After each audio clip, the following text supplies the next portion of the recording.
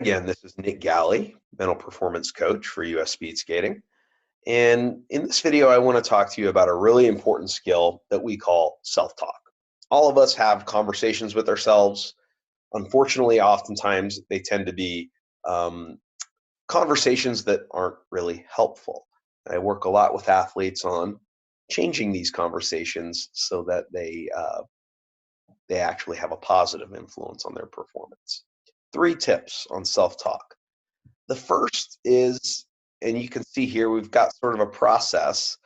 Um, for most of us, it's not usually the situation that influences our behavior directly, even though we tend to think that. It's usually our thought about our situation that then triggers an emotion that then triggers a behavior. So if you're in the habit of seeing certain situations as awful, horrible, terrible, that's going to influence your emotion, which is certainly going to influence how you perform. So this can be a lot of work because we're used to thinking in these ways, but work on challenging yourself a little bit. When, for example, your warm-up's cut short and your usual thought is, oh, I can't perform under half my warm-up, how can you reinterpret that situation to change your emotion and hopefully change your behavior?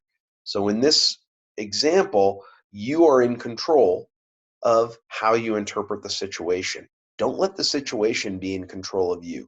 Choose to interpret it in a way that's going to be helpful for you. That's tip number 1. Tip number 2, and I really like this one. There's a famous book called The Power of Yet. A lot of times we'll say, things to ourselves that aren't so nice, aren't really conducive to good performance.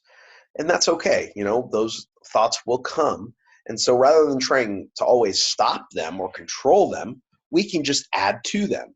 I can't do this yet. This doesn't work yet. I'm not good at this yet. I don't understand yet. I don't know the answer yet. There's always a yet or a but to any negative thought.